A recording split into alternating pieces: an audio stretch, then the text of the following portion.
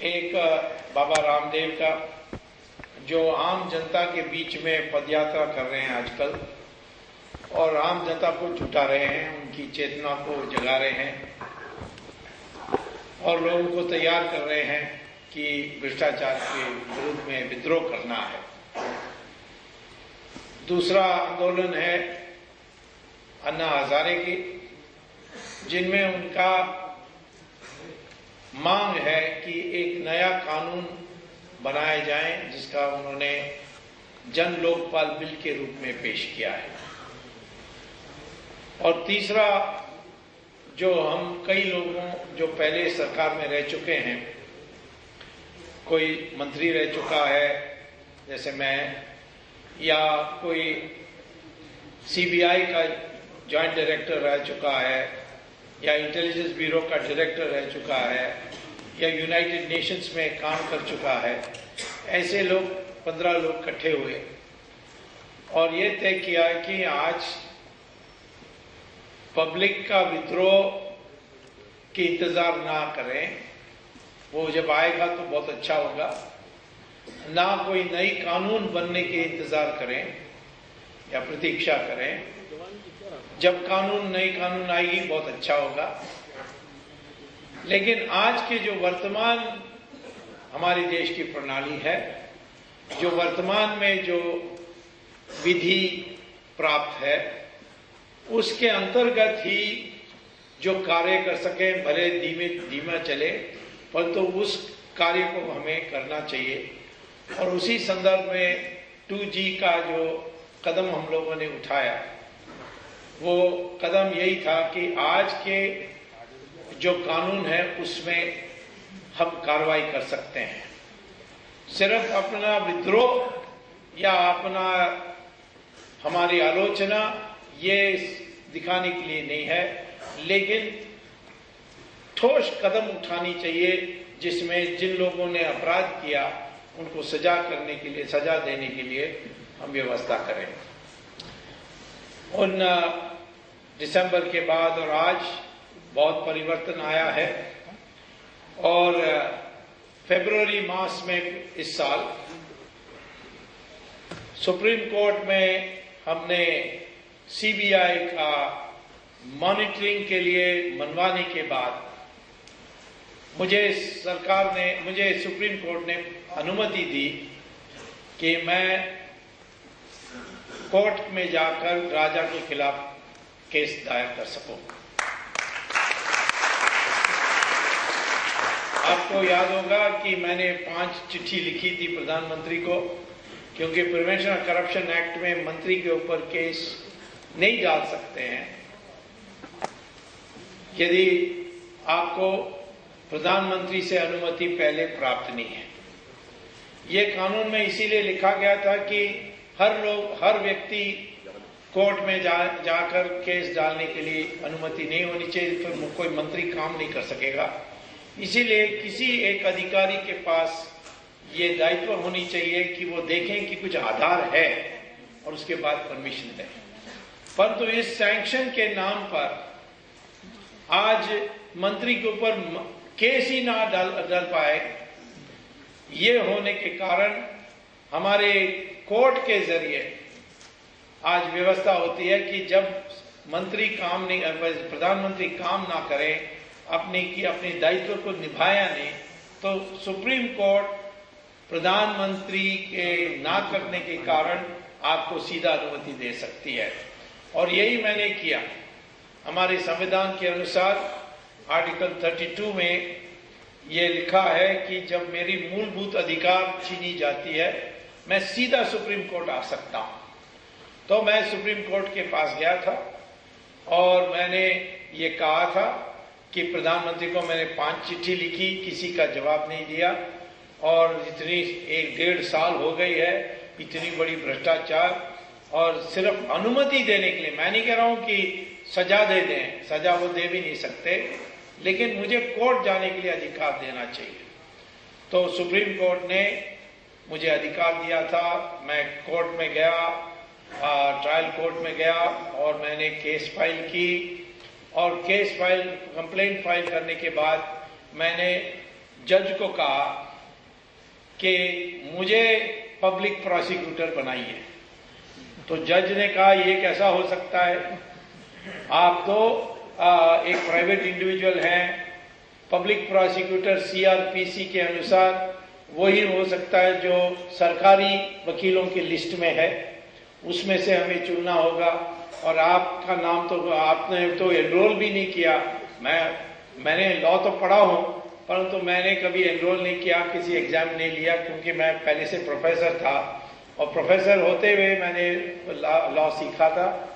तो इसीलिए उन्होंने कहा कि आप वकील भी नहीं हैं और मैं आपको पब्लिक प्रोसिक्यूटर से बना सकता हूं। तो फिर मैंने उनको कहा कि section 5 public prevention of corruption act के अनुसार हम बन सकते हैं। तो उन्होंने कहा कि पढ़ के सुनाओ। मैंने पढ़ के सुनाया कि जो कंप्लेंट दायर करेगा उसको हक है कोर्ट से मांगने के लिए कि वो पब्लिक प्रोसिक्यूटर बनाए जाएं। हालांकि अभी तक किसी ने किया नहीं था। जज ने भी कहा कि ऐसा कानून है, मुझे पता ही नहीं था, किसी ने मुझे अभी तक बताया नहीं। तो हम लोगों को आज ज्ञान नहीं है कि जो हमारे आजादी आंदोलन के बाद कॉन्स्टिट्यूएंट असेंबली में हमारी संविधान बनाई थी, खास तौर पर डॉक्टर अंबेडकर, इन सब लोगों ने ऐसे प्रावधान रखी है हमारी कॉन्स्टिट्यूशन में जो दूसरे के देशों के कॉन्स्टिट्यूशन में मिलेगा नहीं। आर्टिकल 32 जहां सीधा सुप्रीम कोर्ट अपने मूलभूत अधिकार के लिए जा सकते हैं, बहुत कम कॉन्स्टिट्यूशन में मिलेगा। आर्टिकल 226 जिसमें आप सीधा हाई कोर्ट में जा सकते हैं अपने अधिकारों के लिए, वो भी किसी कॉन्स्टिट्यूशन, बहुत कम कॉन्स्टिट्यूशन में मिलेगा। तो इसीलिए हमारे कॉन्स्टिट्यूशन का लोग कम पढ़ते हैं और इसीलिए क्योंकि हमारी शिक्षा में एक कमी है, मैं तो समझता हूं कि लॉ पढ़ाना अनिवार्य होना चाहिए आगे, ताकि हर व्यक्ति अपने पांव पर खड़े हो सके। तो मुझे फिर कोर्ट ने अधिकार दिया पब्लिक प्रोसिक्यूटर बनाने के लिए। उस तक सीबीआई को भी डंडा पड़ी सुप्रीम कोर्ट से, तो सीबीआई ने भी एक केस मेरे डाली, उसको अलग से चल रही है। तो 2 केस चल रहे हैं, दोनों 2G पर चल रहे हैं। दोनों का जो आधार है, डेटा है, मटेरियल है, सब एक ही है। तो मैंने कोर्ट को कहा कि सीबीआई अपना काम करने दो, इसीलिए उनको तनख्वाह मिल रही है। जो काम वो नहीं कर रही है उसमें मैं आकर अपना हस्तक्षेप करूंगा, ये मैंने कहा।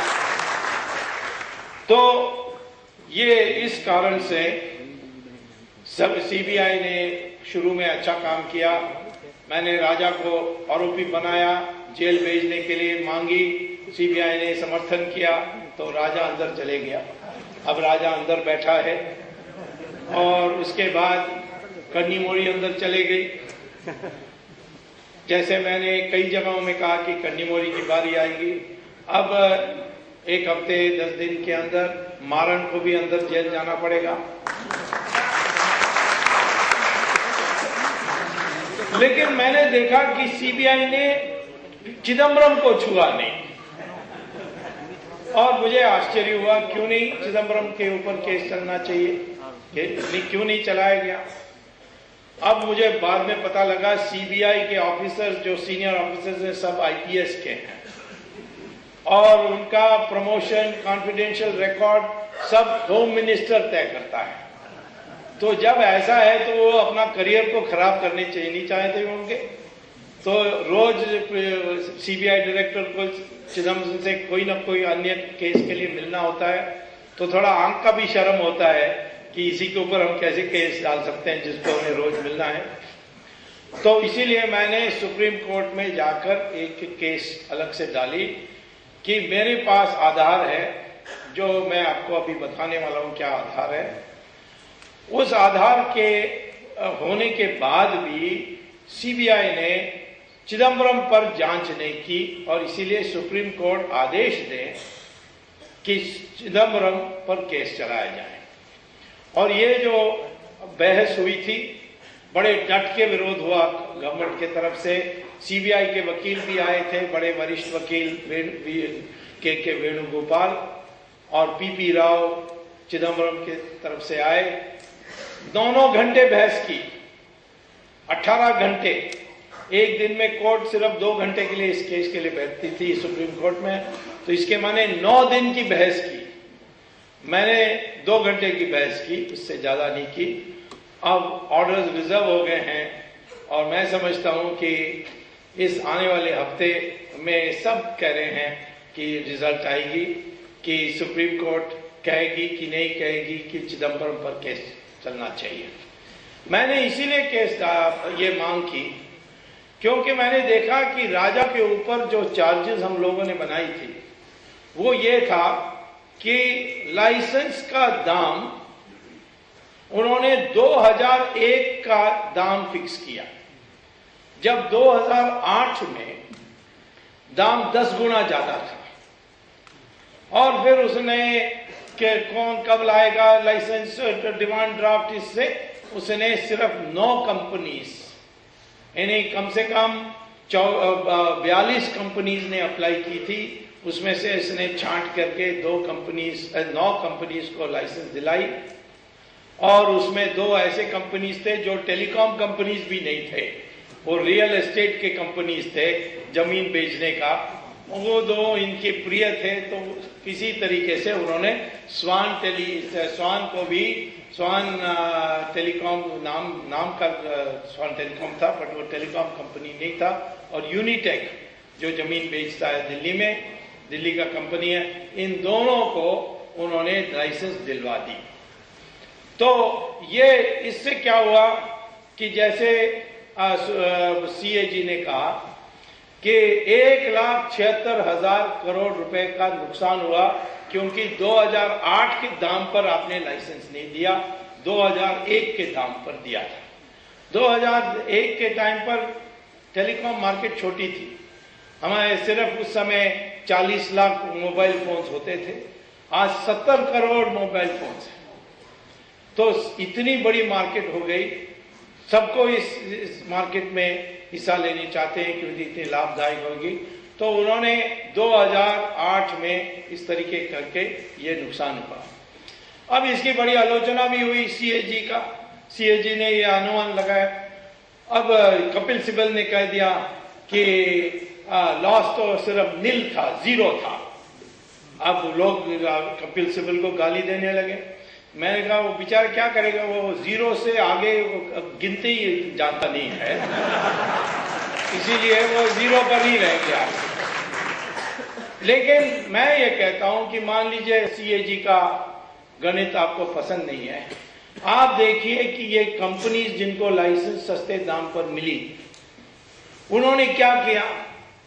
उन्होंने कई कंपनी जैसे स्वान है और यूनिटेक है, जिनका पास एक टावर नहीं था, कोई इक्विपमेंट नहीं था, कुछ नहीं था, उन्होंने लाइसेंस को लेकर 2 विदेशी कंपनी को बेच दी।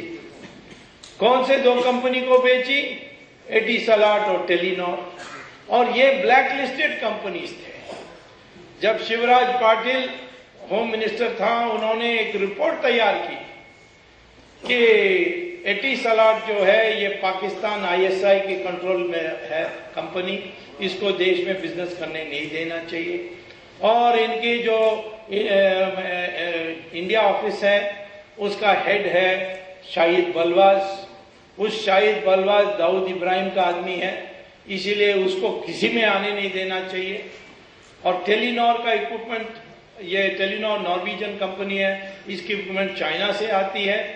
और ये चाइना की जो इक्विपमेंट है ये दोनों काम कर सकता है, टेलीकॉम का काम भी ये इक्विपमेंट कर सकती है, मशीनरी, और साइबर वॉरफेयर भी कर सकती है। इसके माने इंडिया और चाइना के बीच में झगड़ा हो जाए तो यही जो टेलीकॉम इक्विपमेंट लगी होगी वो हमारी डिफेंस के कंप्यूटर्स को फेल कर सकती है, वायरस लगा सकती है, और हमारे लिए राष्ट्र की सुरक्षा की खतरा हो सकती है। इसलिए इन दोनों कंपनी को नहीं बेचना चाहिए। फिर भी अनुमति दी गई थी बेचने के लिए, और उन्होंने बेचा। बेचने के बाद उनको कितना दाम मिला?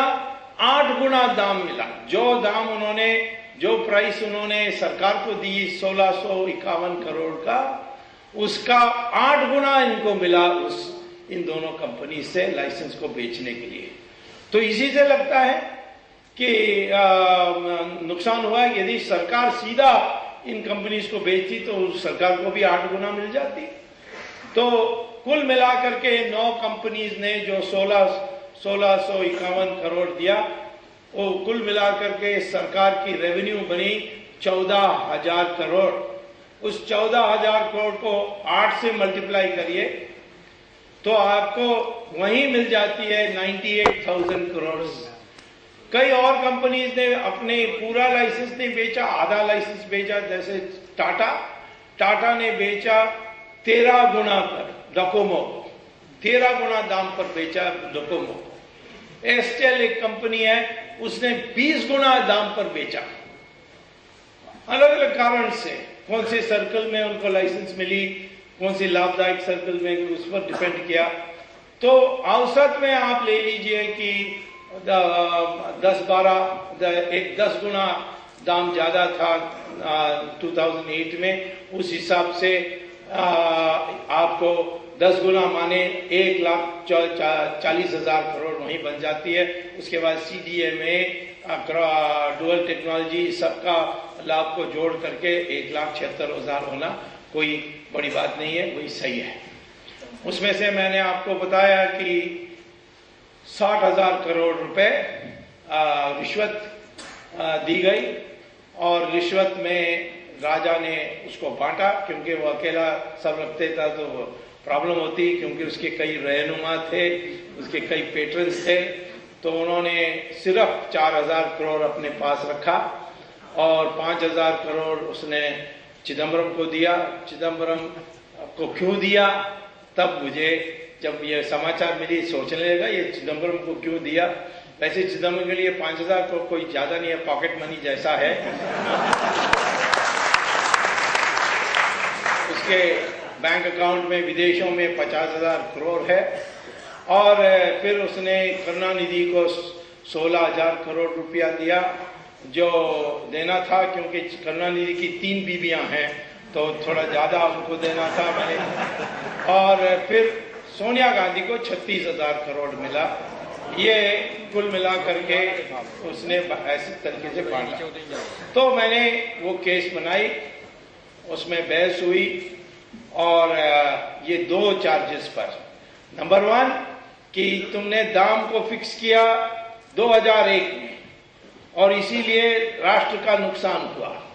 राष्ट्र को 1,76,000 करोड़ लगभग मिल सकती थी, उससे आपने राष्ट्र को वंचित किया, नंबर 1। नंबर 2, आपने चंद कंपनीज को अनुमति दी कि लाइसेंस लेने के बाद वो दूसरे को बेचकर उसमें 8 गुना, 10 गुना, 12 गुना, 15 गुना इस तरीके से कमाने के लिए आपने मौका दिया। तो प्रिवेंशन ऑफ करप्शन एक्ट में साफ लिखा है, प्रिवेंशन करप्शन एक्ट में साफ लिखा है कि या आप खुद पैसा लिया है या आपने पद का दुरुपयोग करके किसी और को फायदा पहुंचाया, ये भी करप्शन है। तो दोनों करप्शन होते हैं, और पैसा भी लेना करप्शन है, दूसरों को नाजायज फायदा पहुंचाना वो भी करप्शन है। तो इसीलिए सेक्शन 13(1)(d) के अनुसार राजा पर केस बन जाता है प्रिवेंशन करप्शन एक्ट में। तो राजा इसी कारण से गए। कन्नीमोड़ी गई इसीलिए क्योंकि उसको फायदा हुआ अपने टेलीविजन में इन्हीं लोगों से, और दिखता है कि जैसे लाइसेंस मिली तो तुरंत दे दिया, उसके पहले नहीं दिया गया, तो कन्नीमोड़ी भी उस लपेट में आई।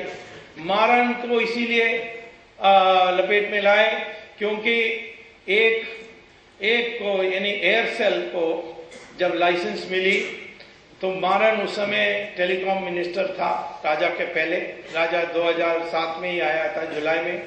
तो मारन ने जबरदस्ती इस शिवशंकरन जो एयरसेल का मालिक था उसको कहा कि तुम लाइसेंस तो मिल गई परंतु तुम्हें काम चलने नहीं देंगे जब तक आप इसको मलेशिया का एक तमिल, श्रीलंका से आया हुआ तमिल, उसको आप अपना लाइसेंस नहीं बेचोगे। तो आखिर में उसको इतनी दबाव आई कि उसने बेच दिया। और ये जो तमिल है ये एलटीटी का आदमी है, एलटीटी को पैसा देता था, एलटीटी का पैसा को लॉन्डर करता था, हवाला के जरिए विदेशों में भेजता था। तो ये आदमी को हमारे देश में आने देना, मैक्सिस उसका नाम, ये बड़ी अपराध थी। तो उसकी अभी जांच लगभग पूरी हो गई है, तो महाराष्ट्र भी अंदर चले जाएगा। चिदम्बरम क्यों?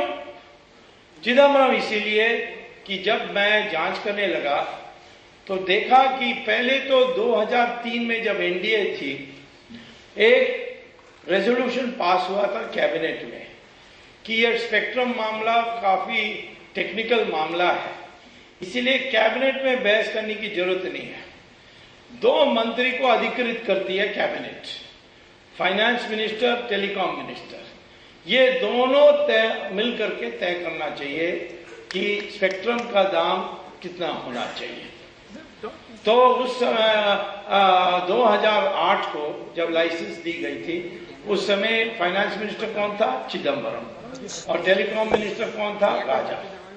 और दोनों को तय करना था। तो क्या दोनों मिलकर के तय किया? वो मुझे पता लगा कि ऐसा ही हुआ, क्योंकि 4 मीटिंग्स हुए राजा और चिदम्बरम के बीच में, उसके मिनट्स थे। मिनट्स को चिदम्बरम ने गायब कर दी थी, परंतु दिल्ली में मैं मिनिस्टर रहा हूं तो मैं जानता हूं कि गायब करेगा तो डुप्लीकेट कहां से मिल सकती है। तो मैंने डुप्लीकेट मंगवा ली, जो सरकारी ही थी, क्योंकि सरकार में 2 फाइल होते हैं, उसको एक को करंट फाइल कहते हैं, दूसरे को नोट फाइल करते हैं, और दोनों में कॉपी होती है ऐसी चीजों। यानी तो नोट फाइल से गायब कर दिया, तो मैंने फिर उसको करंट फाइल देखा, करंट फाइल से गायब कर दिया तो मैंने नोट फाइल में देखा, नोट फाइल में मिल गया, तो उसको मैंने सुप्रीम कोर्ट में पेश किया। देखो ये है मिनट्स, इसमें कहते हैं कि दोनों मिले और चिदम्बरम राजा को समझा रहा है कि मेरी अनुमति के बिना दाम तय नहीं हो सकता, क्योंकि यह है कैबिनेट का रेजोल्यूशन, और जो 2001 का दाम है वो सही दाम है, इससे मैं अपनी सहमति देता हूं। और ये सहमति देने के बाद ही ये पक्का हुआ। तो पहला ये हुआ। दूसरा, ट्राई का एक रेजोल्यूशन था, यानी टेलीकॉम रेगुलेटरी अथॉरिटी, उसका एक रेजोल्यूशन था कि लाइसेंस मिलने के बाद 3 साल आप बेच नहीं सकते, लाइसेंस को 3 साल के लिए बेच नहीं सकते हो, और इस 3 साल में आपको काम चलाना होगा, यानी सर्विसेज देना होगा। तो ये कैसा हो गया कि जिनको आपने लाइसेंस दिया वो 3 महीने में बेचने के लिए परमिशन मिल गई। तो मुझे अचानक एक फाइल नोटिंग मिली टेलीकॉम मिनिस्ट्री से, जहां राजा लिखता है कि सारी मेरी आलोचना हो रही है कि मैंने ये स्वान और यूनिटेक को परमिशन दे दी लाइसेंस बेचने के लिए। मुझे भी पता था कि 3 साल के पहले वो बेच नहीं सकते, परंतु चिदम्बरम ने मुझे समझाया कि आप लाइसेंस मत बेचो, बट कंपनी का शेयर सब बेच दो, तो ये वो 3 साल में नहीं आएगी। अब आप कान को इस तरह ऐसे छूओगे या ऐसे छूओगे, बात तो एक ही है। आप शेयर बेच दो और कंपनी बेच दो, उसके साथ लाइसेंस भी चले जाएं, या लाइसेंस को बेचो, ये क्या फर्क है? ये कॉर्पोरेट लॉ में कहते हैं कॉर्पोरेट वेल, माने आप छिपा करके वही कर रहे हैं जो मना है। तो ये उसकी नोट में थी। तो मैंने सोचा ये तो राजा का कहना है कि चिदम्बरम ने बताया, पर इसकी पुष्टि कहीं मिलनी चाहिए मुझे। तो मैं ढूंढते रहा और आखिर में सिर्फ 2-3 दिन पहले मुझे पता लगा कि एक फाइल है जिसमें इन दोनों की मीटिंग की मिनट्स हैं, और उसका फाइल का नंबर ये है, और सीबीआई के कस्टडी में है। सीबीआई को कोर्ट में इसको रखना चाहिए था, कोर्ट में नहीं रखा, बाकी फाइलों को रखा, इस फाइल को अपने साथ रख लिया। तो मैंने कोर्ट में जाकर एक एप्लीकेशन फाइल की ये फाइल जो है ये सीबीआई के हाथ में है, आप यहाँ कोर्ट में नहीं है, तो इसीलिए मुझे अनुमति दी जाए, सीबीआई को आदेश दी जाए कि ये फाइल मुझे दे दें और मैं या उसकी एक कॉपी दे दें, और मुझे क्योंकि मुझे प्रोसिक्यूशन में ये जरूरी है। तो कोर्ट ने ऑर्डर कर दिया सीबीआई कि स्वामी को दे दो। अब मैंने उसी दिन 3-4 दिन पहले मैंने सीबीआई को भिजवाया ये कोर्ट का ऑर्डर, कहा फाइल दो। उन्होंने कहा फाइल को ढूंढना पड़ेगा, किसी गोदाम में पड़ा होगा, ये है वो है। आखिर में मैंने सुना है कि ट्यूसडे में देने वाले हैं। ट्यूसडे में देने के बाद ये सिद्ध हो जाएगा कि ये जो राजा ने कहा वही वास्तव में हुआ। चिदम्बरम के कहने पर स्वान को और यूनिटेक को 2 विदेशी कंपनी जो ब्लैकलिस्टेड थे उसको बेचा, और ये भी निकलेगा कि इस बातचीत में चिदम्बरम ने एक बार भी राजा को नहीं कहा ये ब्लैकलिस्टेड कंपनी है, होम मिनिस्ट्री की ब्लैकलिस्टेड कंपनी है, इसीलिए इनको बेचने के लिए अनुमति नहीं है, ये कहा नहीं। तो राष्ट्र के साथ इन्होंने यानी धोखा दिया है, इसीलिए उसको सिर्फ उन्होंने इन कंपनीज को लाभ पहुंचाने का प्रिवेंशन ऑफ करप्शन एक्ट में नहीं, परंतु देश के नेशनल सिक्योरिटी एक्ट में भी जोड़ी। तो लगभग दिल्ली में अब चर्चा हो गई कि इस हफ्ते इसकी छुट्टी हो रही है और ये जेल जा रहा है। तो मेरे एक दोस्त ने आकर कहा कि ये तिहाड़ जेल का जो सुपरिटेंडेंट है वो आपके बारे कंप्लेंट हमें दिया है। मैंने कहा क्या मैंने कर दिया इसको कंप्लेंट देने के? कहता है कि ये सुपरिटेंडेंट कहता है कि बावर्ची हमारे जेल का बड़ा बिगड़ा हुआ है कि ये स्वामी सिर्फ मद्रासियों को जेल भेज रहा है और वो आकर मसाला डोसा इडली मांग रहे हैं और ये मैं नहीं जानता। तो मैंने कहा उसको कहो फिक्र मत करें, मैं एक इटालियन को भेजने वाला हूं तो इसको पिज्जा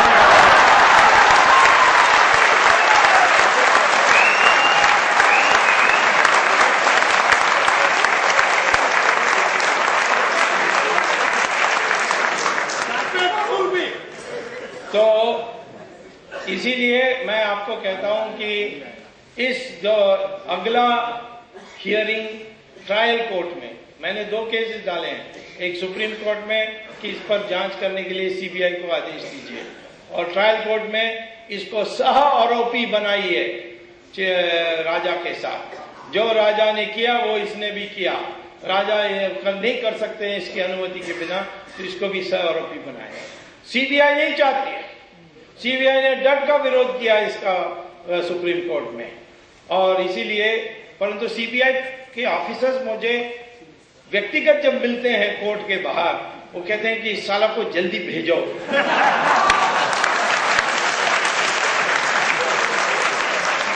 तो मैं कहता हूं क्यों, तुम क्यों नहीं करते हो? उसे कहा हम क्या करें, हमारी मजबूरी है, वो हमारी कॉन्फिडेंशियल रिकॉर्ड बिगाड़ेगा तो हमारी सारी करियर खराब हो जाएगी, इस तरीके की बात कहते हैं।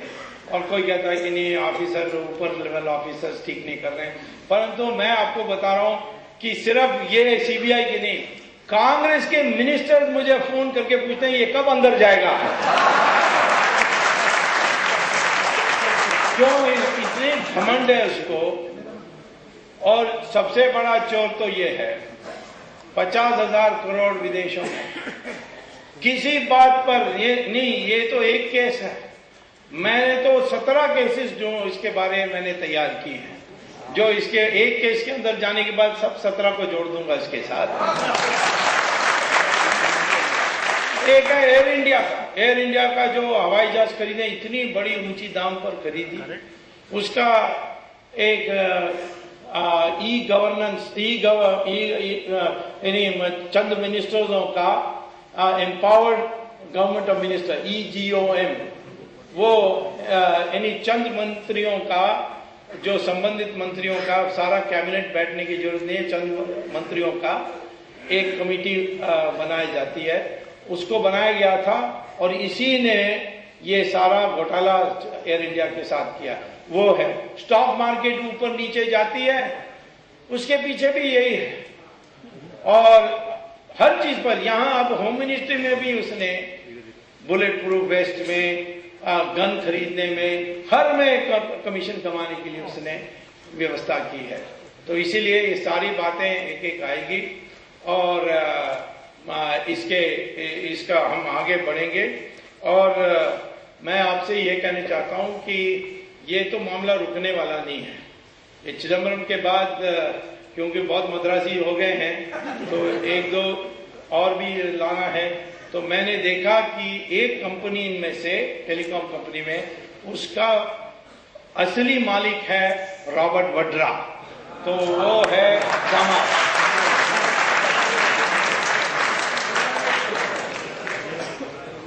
तो ये दामाद जो है, ये पता नहीं कितना दिन दामाद रहेगा, क्योंकि मुझे खबर मिली है, मैं एक निजी मामले में नहीं जाने चाहता हूं, बट कुछ गड़बड़ है उस परिवार में, क्योंकि अब ये दोनों अलग अलग रहने लग गए हैं, प्रियंका और वड्रा। हो सकता है मेरे केस के कारण वो जल्दी से भी हो जाए और इससे छुटकारा लेने के लिए। परंतु इसके पास होटल्स हैं।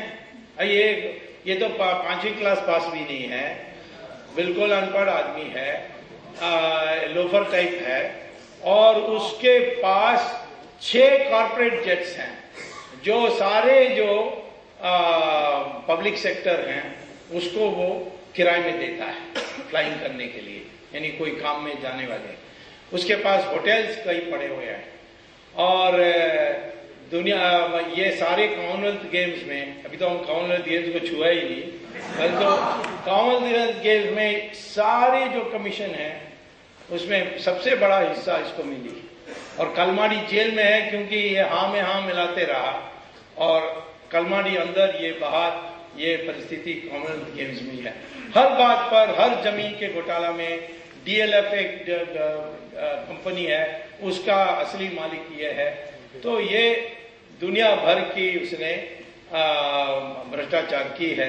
तो इसका नेचुरली नंबर आएगा, क्योंकि 2G टेलीकॉम कंपनी में इसकी हिस्सा है। उसके बाद नेचुरली और थोड़ा ऊपर जाएगा मामला। लोग कहते हैं कि तो मनमोहन सिंह को छोड़ दिया इसमें। अब मनमोहन सिंह क्या करेगा? उसने कोई ऐसी आदेश नहीं दी जिसको हम कह सकते हैं गलत है। उसका दोष वही है कि इसने रोका नहीं। अब वो, उससे क्रिमिनल एक्शन नहीं बनती है, उसमें सिविल एक्शन बन सकती है।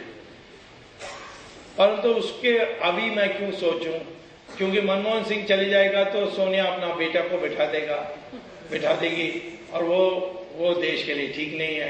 क्योंकि आमतौर पर किसी को बुरा नहीं लगना चाहिए, परंतु जो मैं जानता हूं राहुल के बाद, उसके बारे में इतना ही कह सकता हूं कि वो बुद्धू है।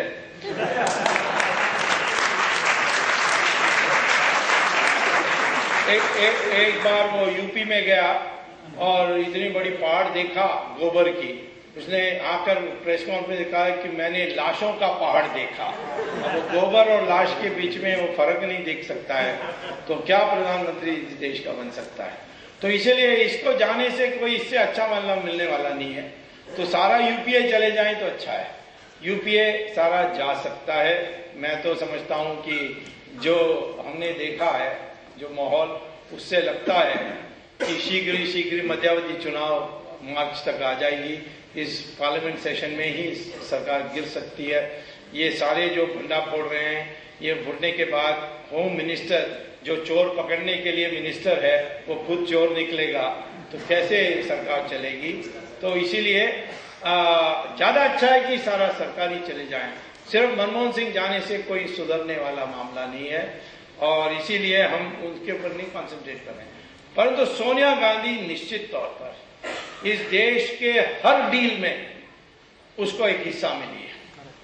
बोफोर्स में भी मैं जानता हूं, यद्यपि राजीव गांधी के बारे ये नहीं कहा जा सकता कि उनको पता नहीं था, और उनके कहने पर स्वीडन का बोफोर्स की गन को चुना गया, जब उस समय आर्मी के लोग दूसरे गन चाह रहे थे। और परंतु पैसा गया सारा सोनिया गांधी की परिवार को, और ऐसे हर चीज पर आप सोनिया गांधी की हिस्सा देख सकते हैं। यहाँ अभी वो घोषणा नहीं हुई है, एक 28 करोड़ रुपए का 28,000 करोड़ रुपए का 28,000 करोड़ रुपए का विमान माने हवाई जहाज को खरीदने का एक कॉन्ट्रैक्ट अभी फाइनल में हो रही है, उसकी फाइनल नेगोशिएशंस हो रही है। ये जहाज जो लड़ाकू जहाज है हमारी एयरफोर्स के लिए, और फ्रांस को देने के लिए जिद कर रही है सोनिया गांधी। और क्यों? क्योंकि फ्रांस का प्रेसिडेंट की बीबी भी इटालियन है और ये इनका कुछ सांठगांठ है, और इसीलिए फ्रांस को देने के लिए जिद कर रहे हैं। मैंने प्रधानमंत्री को लिखकर दे दिया है कि मुझे यह सारा पता है, कितनी बातचीत हुई है फ्रांस की बीबी के साथ और इसके साथ, और इसमें इंक्वायरी हो जाएगा। तो इसीलिए परसों घोषणा होनी थी, अभी तक घोषणा नहीं हुई। पता नहीं क्या डर के मारे नहीं हुई, मैं नहीं कह सकता, परंतु निश्चित तौर पर ये सबको जोड़ करके अभी एक अमेरिकन एजेंसी ने खबर दी है दुनिया में किसके पास कितना पैसा है, और आप देखो सऊदी अरेबिया के राजा के पास कितना पैसा है, बहुत है, और इसे नाम दे रहे हैं। परंतु जो राजा महाराजा महारानी नहीं है उनमें से नंबर 1 है सोनिया गांधी, जिसको 18 बिलियन डॉलर्स का बैंक अकाउंट बताई है। 18,000 बिलियन डॉलर्स माने 90,000 करोड़। 90,000 करोड़। अभी सारा पैसा रख के क्या करेगी मैं नहीं जानता, बट ये जमा है।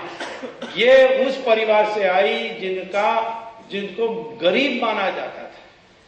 ये गरीब परिवार से आई, इसीलिए बाप ने उसको लंदन भेजा वहां छोटे छोटे काम करने के लिए, और हमें बुद्धू बनाया कि कैम्ब्रिज यूनिवर्सिटी में पढ़ने के लिए गई और वहां से डिग्री ली।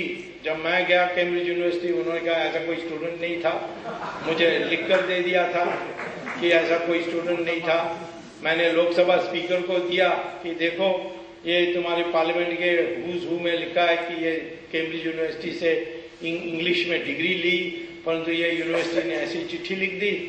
तो स्पीकर उस समय थे मनोहर जोशी, उन्होंने सोनिया गांधी को वो मेरी चिट्ठी और कैम्ब्रिज यूनिवर्सिटी की चिट्ठी भेज दी, और सोनिया गांधी की जवाब आई कि ये टाइपिंग मिस्टेक था।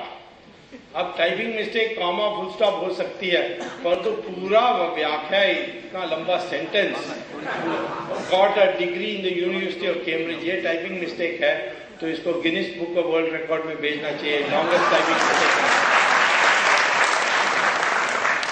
हर बात पर झूठ बोलिए। नाम उसकी बर्थ सर्टिफिकेट में सोनिया नहीं है, उसका एंटोनिया नाम है, लंबा नाम है, हेडविगे अल्बीना एंटोनिया माइनो बाप का नाम। तो ये सोनिया का नाम कैसे आया?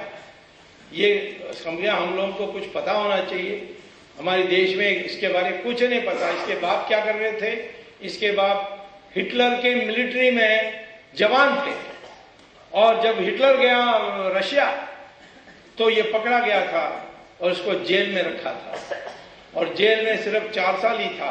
बाकी जर्मन सोल्जर्स 20-20 साल थे जेल में। इसको 4 साल में क्यों छोड़ा? क्योंकि केजीबी का एजेंट बन गया। तो उस समय वो बाहर आया, केजीबी का एजेंट बना।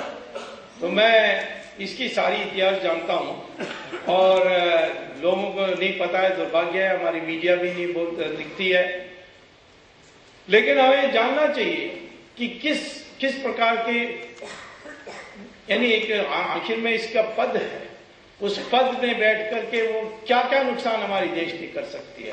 हवाई जहाज सब स्टैंडर्ड करेगी तो हमारी कल पाकिस्तान के साथ लड़ाई में हमारी नुकसान हो सकती है, और वो चुप नहीं बैठी है।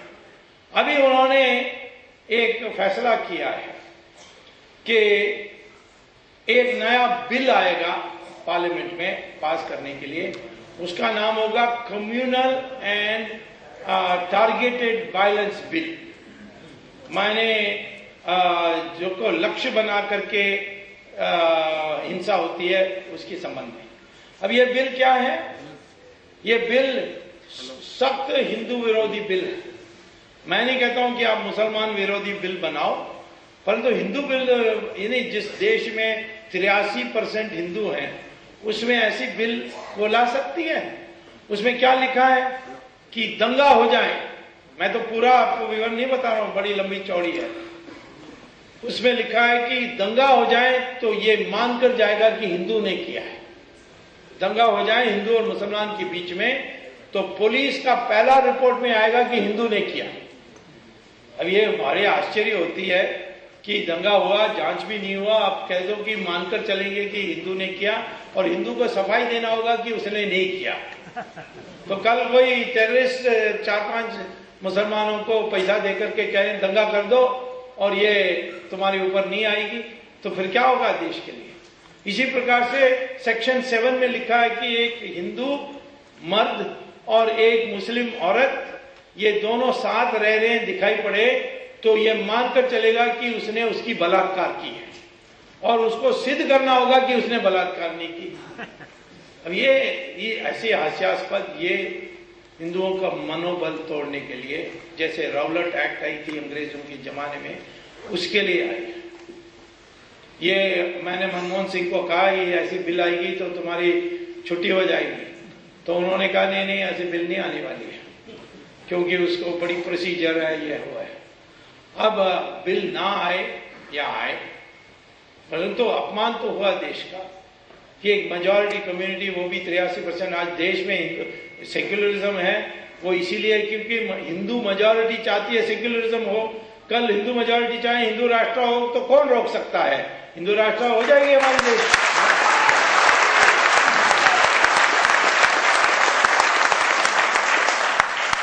तो क्या करना चाहिए, तो मैंने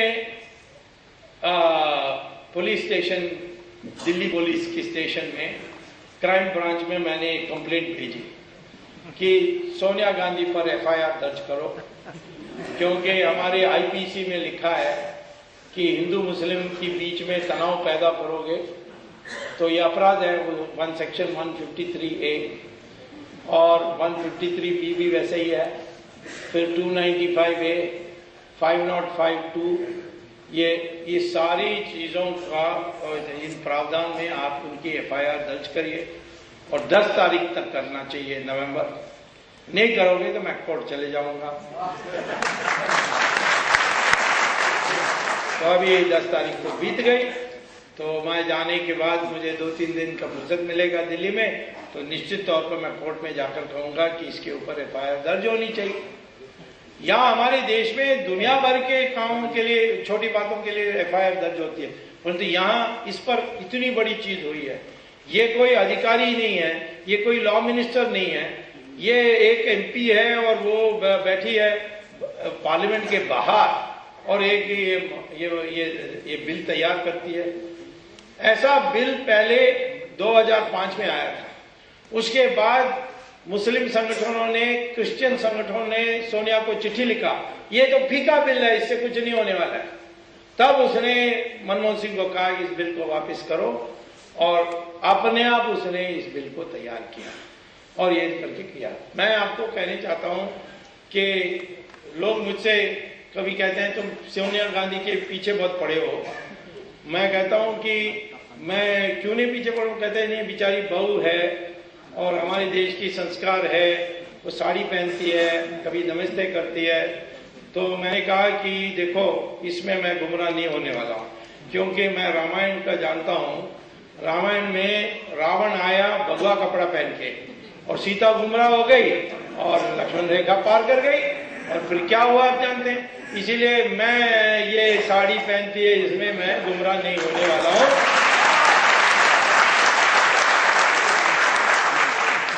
दुष्ट विचारों से आई है और ये सारा जो भ्रष्टाचार हो रहा है, इससे दुनिया में हमारी नाम खराब हुई है। कितना पैसा विदेशों में है, 70 हजार करोड़ रुपए, 70 लाख करोड़ रुपया, 70 लाख करोड़ रुपया विदेशों में बैंकों में जमा है और इसको वापस लाने के लिए सरकार कुछ नहीं कर रही है। जब कोर्ट में कोई लोग गए तो ये वो बना करके, बहाना बना करके अभी नाम नहीं दे रहे हैं। पहले जर्मनी ने नाम दिया था जर्मनी ने कहा कि हमारे पास तुम्हारे देश के कई नागरिकों का खाता लिechtenstein जो हमारे बगल की देश है, पड़ोसी देश है, उसकी सीक्रेट बैंक में है और उसको हमें जानकारी मिल गई। कैसे जानकारी मिली? पहले जर्मन गवर्नमेंट को पता लगा कि उनके कई कर्मचारी लोग, सरकारी कर्मचारी उस बैंक में, लिechtenstein बैंक में उन्होंने खाता खोला है। तो उन्होंने लिechtenstein से पूछा हमें दे दो अकाउंट, तो उन्होंने कहा नहीं ये तो हमारी बिजनेस है, सीक्रेसी हमारे लिए अनिवार्य है, हम नहीं देंगे। तो फिर जर्मनी ने क्या किया, बैंक का सबसे वरिष्ठ जो उनका कर्मचारी है उसको रिश्वत दे करके सारे अकाउंट की सीडी बना करके ले ली और लेने के बाद उन्होंने उसकी डाउनलोड की। डाउनलोड करने के बाद देखा अनेक देशों का है, तो उन्होंने देश के हिसाब से बांटा। 24 देशों का नागरिकों का बैंक अकाउंट था। तो इन्होंने फिर ये सारे 24 देशों को चिट्ठी लिखा कि हमारे पास तुम्हारे नागरिक के बैंक अकाउंट की आधार मिल गई है, प्रूफ मिल गई है और आपको चाहिए तो हम दे देंगे आपको। 23 देशों ने तुरंत लिखा जर्मनी को कि हाँ हमें भेज दीजिए। एक देश ने नहीं लिखा, तो जान सकते हैं कौन सा देश होगा वो, क्योंकि उसमें बड़े बड़े लोगों का नाम था। इंडिया ने लिखा नहीं। फिर सुप्रीम कोर्ट में कई लोग गए और गए जाने के कारण सुप्रीम कोर्ट के आदेश पर ये लिस्ट आ गई। लिस्ट आने के बाद सुप्रीम कोर्ट कहती है कि हमें दे दो, वो कहते हैं नहीं देंगे, ये हमारी और जर्मनी के साथ जो संधि है वो टूट जाएगी। अब संधि कैसा हो गया इसमें? जर्मनी ने रिश्वत दे करके लिया है, बिना शर्त आपको नाम दिया है, तो ये झूठ क्यों बोलते हैं? अब फ्रांस ने 783 अकाउंट्स उन्होंने ढूंढा है हिंदुस्तानियों का, Hong Kong, Shanghai bank, Geneva branch में, क्योंकि उनके भी फ्रांस के लोग थे तो इसीलिए उसमें हिंदुस्तानियों के भी मिल गई। 783 नहीं, और उन्होंने सारे पूछा भी नहीं भारत सरकार को, उन्होंने सारे नाम को भेज दी भारत सरकार को। अब भारत सरकार को पता नहीं क्या करना है। अब वो कहते हैं नाम देंगे पर केस डालने के बाद, और केस अभी तक नहीं डाली और नहीं डालेंगे। तो फिर हमने सोचा क्या करें, तो इसीलिए हमने ये तय किया है कि हमारी कमेटी जो है, action committee against corruption in India, जो मैंने कहा तीसरी हमने बनाई आज के कानून में। आज के कानून के अनुसार जो अंतर्राष्ट्रीय स्तर पर बनी है, यूनाइटेड नेशंस की जो रेजोल्यूशंस हैं उस और ये स्विट्जरलैंड की जो कानून बनी है उसके अनुसार यदि हमारे देश में एक एफआईआर रजिस्टर होती है, उस एफआईआर को हम लेकर कोर्ट में जाएं और कोर्ट को कहें कि हमें एक लेटर रोगेटरी दे दें। लेटर रोगेटरी एक चिट्ठी होती है जिसमें हमारी कोर्ट दूसरे देशों के कोर्ट से मदद मांगती है कि हमें मदद दीजिए। तो उस चिट्ठी को लेकर हम जाएं, मान लीजिए स्विट्जरलैंड, और स्विट्जरलैंड में कहें कि हमारे देश के कई लोग हैं, उनका नाम दे दें। मैंने ये सोचा कि पहले लोकसभा और राज्यसभा का लिस्ट लेकर सारे एमपीज की लिस्ट बना लूं और फिर विधानसभा का लिस्ट बना लूं और फिर जाकर स्विट्जरलैंड में कहूं कि ये जिनकी इनमें से अकाउंट्स हैं वो हमें सब दे दीजिए। यदि ये आ जाए, ये लेटर रोगेटरी आ जाए तो उनको देना पड़ेगा। लेटर रोगेटरी के लिए एफआईआर चाहिए, एफआईआर के लिए रजिस्टर होनी चाहिए। तो 28 नवंबर को हमारी कमेटी जाएगी सीबीआई के दफ्तर में और कंप्लेंट देगी, एफआईआर रजिस्टर करो। सीबीआई रजिस्टर करेगी तो ठीक है, नहीं तो सुप्रीम कोर्ट वापस जाकर लेंगे सीबीआई को आदेश। तो निश्चित तौर पर सीबीआई को रजिस्टर करना पड़ेगा। सीबीआई किसी के नाम, देखिए जब एफआईआर रजिस्टर होती है उसमें सिर्फ अपराध लिखना होता है, अपराधी का नाम लिखने की जरूरत नहीं है। अपराधी का नाम जानते हो वो दे सकते हो, कोई हर्जा नहीं। जो पहला एफआईआर रजिस्टर हुआ 2G स्पेक्ट्रम में सीबीआई की तरफ से, उसमें लिखा, किसी का नाम नहीं लिखा था। ये हुआ है लाइसेंस 2001 के दाम पर 2008 को बेचा गया, इसीलिए राष्ट्र का नुकसान हुआ, इसीलिए अपराध हुआ, इसीलिए एफआईआर रजिस्टर हुआ, इतना ही था। वैसे ही हम भी यही कहने वाले हैं कि अनजाने हिंदुस्तानियों का बैंक अकाउंट स्विट्जरलैंड में है और अन्य देशों में है, और इसीलिए अपराध हुआ है, और इस अपराध के लिए एफआईआर रजिस्टर कर दीजिए। वो बिल्कुल न्यायपूर्ण है, और ये नहीं मानेंगे तो सुप्रीम कोर्ट आदेश देगी, उसको लेकर फिर हम जिनीवा जाएंगे, मेरे कई स्विट्जरलैंड जाएंगे, ज्यूरिक जाएंगे। मेरे कई स्टूडेंट्स आजकल बैंक में अधिकारी बने हैं, उनका यही एडवांटेज है हार्वर्ड में पढ़ने का। तो ये सारे लोग दुनिया भर में हैं, तो उनसे हम लेकर लिस्ट लेकर वापस आएंगे। स्विट्जरलैंड ने 1991 में लिखा था, स्विट्जरलैंड ने मुझे लिखा था चिट्ठी। उस समय मुझे ये सारा नया कानून नहीं था, ये सारे जो टेररिज्म के कारण नई कानून बनी है। स्विट्जरलैंड ने उस समय मुझे 1991 में लिखा था कि हमारे जानकारी के अनुसार राजीव गांधी, इंदिरा गांधी, जवाहरलाल नेहरू, इन सब की अकाउंट स्विट्जरलैंड में बैंक में था, और उस समय 10,000 करोड़ रुपए था, $2 बिलियन। और राजीव गांधी की हत्या के होने के बाद ये किसकी पैसा बनी? ये उसकी विधवा की पैसा बनी। और विधवा तो पति का कोई ख्याल नहीं करती है, वो तो आजकल चिट्ठी लिख रही है कि जिन्होंने राजीव गांधी की हत्या की उनको छोड़ देना चाहिए, ऐसा चिट्ठी लिख रही है। परवाह नहीं, परंतु उस समय का भी प्रूफ है। तो ये लेकर एक नया कानून स्विट्जरलैंड ने बनाई है, जिसका है पॉलिटिकली एक्सपोज्ड पर्सन्स, माने कोई भी राजनीति से प्रभावित है या राजनीति में है, उनके अकाउंट स्विट्जरलैंड में है, और वो उनके देश के कानून के अनुसार अपराध है, तो स्विट्जरलैंड उनकी बैंक अकाउंट को फ्रीज कर देगी। तो क्योंकि ये अभी मुबारक थे इजिप्ट के, उसका अकाउंट को फ्रीज कर दिया, गद्दाफी का अकाउंट फ्रीज हो गया, मार्कोस का अकाउंट भी इसी प्रकार से फ्रीज हुआ था। तो मैं जाऊंगा और कहूंगा कि स्विट्जरलैंड की सरकार ने मुझे लिखा है कि ये सोनिया गांधी अब बेनिफिशियरी है, उसकी अकाउंट है, इसको फ्रीज कर दीजिए, और स्विट्जरलैंड को फ्रीज करना पड़ेगा सोनिया गांधी के अकाउंट पर। तो मैं आपसे ये कहता हूं कि अब कभी हमें लगता है कि कितना करुणा हमें दिखाना चाहिए, ये मैं कृष्ण भगवान से ही सीखता हूं। जब अर्जुना के सामने भीष्मा आए और अर्जुना थोड़ा कांपने लगा कि ये तो हम मेरे टीचर रहे हैं, इसको कैसे मारूंगा।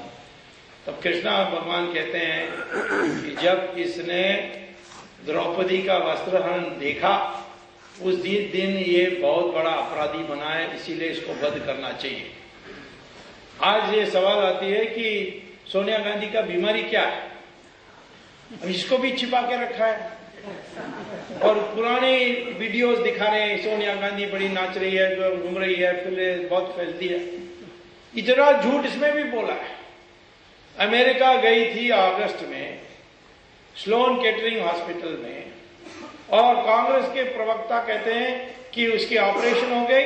डॉक्टर नोरी बहुत फेमस हैं, वो भारतीय हैं, आंध्र प्रदेश के हैं, उन्होंने की, अब आईसीयू में गई, आईसीयू से बाहर आ गई, अब फिट हो गई, आने वाली है 4-5 दिन में। अब हमें नोरी से परिचय है, तो मैंने पता किया कि नोरी कहाँ है, वो अमेरिका में नहीं है। तो फिर मैंने पूछताछ की, वो आइसलैंड में वेकेशन मान रहे थे, वो न्यूयॉर्क में ही नहीं थे, हॉस्पिटल में ऑपरेशन करने के लिए। फिर मैंने सोचा वहाँ हॉस्पिटल में बहुत भारतीय कर्मचारी हैं, वो बता देंगे। फिर पता लगा कि सोनिया गांधी ने लॉ यानी रूल बनाई है, कोई भारतीय नहीं होगा, सब इटालियन ही होंगे और कोई नहीं होंगे। तो उसके कमरे के उसके आसपास उसने 4-5 हॉस्पिटल के कमरे ले ली और सारे इटालियन को ही रखा। हमारे जो एम्बेसडर थे उसको भी मिलने के लिए तैयार नहीं, क्योंकि असली ना पता लग जाए। अभी उन्होंने कहा कि वो जाकर वहां उत्तराखंड में भाषण देने वाली है और फिर प्रचार करने वाली है, शुरू हो जाने वाले है, सब ठीक हो गया। फिर कहा कि नहीं, फ्लू हो गया है। अब वो भी वास्तविकता नहीं है। ये बताने में क्या समस्या है? हम लोग तो पता कर सकते हैं, परंतु ये कोई निजी मामला नहीं है, कोई सार्वजनिक यानी कोई सार्वजनिक पद में है, उनका स्वास्थ्य सबको जानने का अधिकार है। अमेरिका में प्रेसिडेंट का सारा आ जाता है। हमारे प्राइम मिनिस्टर भी जब हार्ट ऑपरेशन के लिए रोज बुलेटिन आती थी। तो ये जो हमारे देश के लोगों को कॉन्फिडेंस में लेने के लिए तैयार नहीं है, उससे आपको पता लगता है कि क्या मंशा है। जिस प्रकार के ये बिल बनी है उससे पता लगता है क्या मंशा है। तो ये भ्रष्टाचार के जो है जिससे ये सारे पकड़ में आएंगे, इसमें कोई सवाल किसी की दुश्मनी का सवाल नहीं है। ये तो राष्ट्र की सुरक्षा करने के लिए, ये पैसा जो है ये देश को बर्बाद कर रही है। आपको बताने चाहता हूं, आज जो महंगाई है उसके पीछे काला धन ही है, क्योंकि इस सरकार ने forward trading in agriculture products permit कर दी। तो ये सारे जो उनके पास काला धन है वो मार्केट से, गांव से जैसे आती है उसको खरीद के कोल्ड स्टोरेज में डाल देते हैं और दाम बढ़ती है। ये कहते हैं कि आज हमारी गिरावट होने के बाद भी हमारी ग्रोथ रेट 7-8% है प्रति वर्ष, पिछले 10 साल से 9% में बढ़ रही है। तो इतनी बढ़ रही है सप्लाईज, ग्रोथ रेट बढ़ रही है, माने उत्पादन भी बढ़ रही है। उत्पादन इतनी बढ़ रही है तो फिर दाम कैसे ऊपर जा रही है? मैं इकोनॉमिक्स का प्रोफेसर हूं, मैं यही पढ़ाता हूं कि प्रोडक्शन बढ़ेगा तो दाम घटेगा, परंतु इंडिया का इकोनॉमिक्स भी उल्टा कर दिया इन्होंने, प्रोडक्शन भी बढ़ेगी, दाम भी बढ़ेगी। ये सारा काला धन के कारण है। इसी प्रकार से हमारे देश में आम जनता की वस्तुओं की कम प्रोडक्शन हो रही है, विलासी वस्तुओं की प्रोडक्शन ज्यादा हो रही है। कारण क्या है कि जिनके पास काला धन है वो 4-4 गाड़ियां खरीदते हैं, बड़े बड़े मकान बनाते हैं, एक कमरे में एयर कंडीशनर डालते हैं, बाथरूम में भी एयर कंडीशनर होता है। तो ये सारा कारण से जो लग्जरी गुड्स हैं, विलासी वस्तुओं की उत्पादन है, उसकी प्रॉफिट रेट बढ़ जाती है। प्रॉफिट रेट बढ़ने के बाद जो इन्वेस्ट करता है वो सोचता है कि मैं कपड़ा क्यों बनाऊं, आम जनता की प्रोडक्शन क्यों करूं, जहां मुझे 7-8% ही मिलता है, यहाँ 25-30% मिलेगी, और इसीलिए वो चले जाता है अपने पूंजी को निकाल करके विलासी वस्तुओं पर लगा देता है, होटल 5 स्टार होटल बनाने में लगा देता है, तो ये प्रॉपर्टी में लगा देता है। आज प्रॉपर्टी के दाम बढ़ने के कारण काला धन ही है और कुछ नहीं है। तो इसमें से हमारी सारी पूंजी की जो व्यवस्था उल्टा हो जाती है। 70% हमारी पूंजी जो है वो प्रत्यक्ष और अप्रत्यक्ष रूप से लग्जरी कंजम्पशन, लग्जरी प्रोडक्शन में जा रही है। तो देखिए आप कितना बदल हो गई। अच्छा, ये पैसा विदेश में जाती है, पूरा हिस्सा नहीं, एक हिस्सा, और वो जाती है हवाला के जरिए। हवाला के लोग, अधिकांश लोग पाकिस्तानी के प्रभाव में हैं, ISI के प्रभाव में हैं। तो पाकिस्तान को पता है कि किस मंत्री के खाता कहां है, क्योंकि हवाला लोग बता देते हैं उनको, तो ब्लैकमेल होते हैं। मैं तो सब कभी समझता हूं कि ये सरकार पाकिस्तान के सामने इतना मुलायम क्यों है, सख्त होना चाहिए, लेकिन वो मुलायम हो सकता है ब्लैकमेल के कारण हो रहा, मैं नहीं कह सकता, परंतु ये राष्ट्रीय सुरक्षा के, नहीं तो ये शाहिद बलवाज और एटिसलाट को क्यों बेचते, कहीं ब्लैकमेल तो जरूर हो गई। तो आप देखिए कितनी व्यापक इसका असर है। हाँ, ये भी होता है कि जब कोई टेंडर में गड़बड़ी होती है, सड़क बनाने में, सड़क अच्छे नहीं बनते, सब स्टैंडर्ड गुड्स आते हैं, तो ये जो करप्शन है इसका बहुआयाम इफेक्ट है।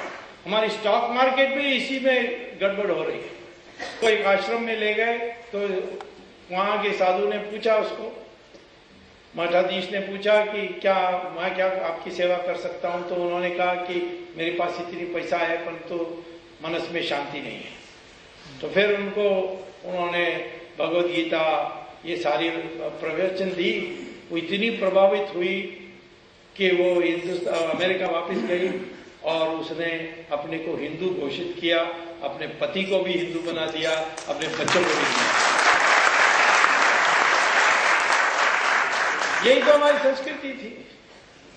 आप जाएंगे, अब तो बिगड़ गया हमारी वर्ण व्यवस्था क्योंकि जन्म से जुड़ गया है, परंतु ओरिजिनली ऐसे तो नहीं था। ओरिजिनली था जब भृगु और भारद्वाज दोनों मिलकर के उन्होंने जब ये फैसला किया कि समाज की रचना के लिए हमें वर्ण व्यवस्था बनानी है, तब उन्होंने भृगु ने कहा कि सत्ता के 4 आयाम हैं।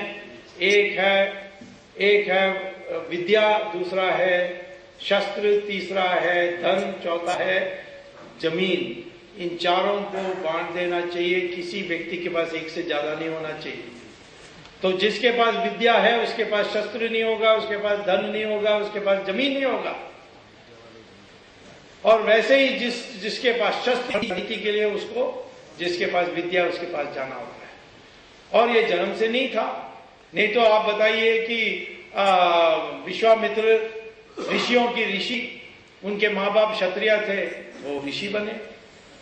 वेद व्यासा जिन्होंने महाभारत लिखी, उनका माँ मछुआरा थी, वो बने महर्षि और महाभारत लिखी। कालिदासा शिकार करते थे जंगल में, वो बने महर्षि। और इसी प्रकार से आपको पता है कि हमारे वाल्मीकि, वो दलित परिवार से आए, रामायण लिखी। रावण ब्राह्मण था और उसकी वध हुई, क्षत्रिय राजा ने किया क्योंकि उसने नियम तोड़ा। कोई ऐसा नहीं था कि ब्राह्मण कुछ भी कर सकता है, ये जो प्रचार होती है सब गलत है। लेकिन इसके कारण एक हमारे देश में श्रद्धा थी उन लोगों के ऊपर, उनके बारे जो त्याग करते थे। आज ये पैसा हो गया।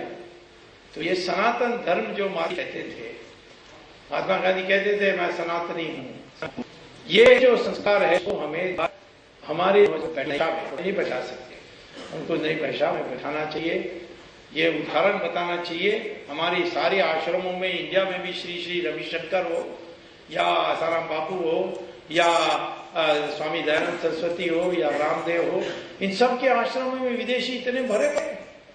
तो ये इसका पीछे कारण यही है कि पैसा ही बनाओगे, भौतिकवाद में ही रहोगे, आप सुखी नहीं हो सकते हो। उस समाज में भ्रष्टाचार निश्चित होने वाला है और यही है हमारी दीर्घकालीन की समस्या। इसको हल करने के लिए मैं कहता हूं कि भ्रष्टाचार हमारी बीमारी है, लेकिन इलाज आखिर में सनातन धर्म है। ये दोनों को साथ रखकर हमें आगे बढ़ने, तभी हमारे देश में भ्रष्टाचार दूर हो सकती है। यही मैं कहता हूं।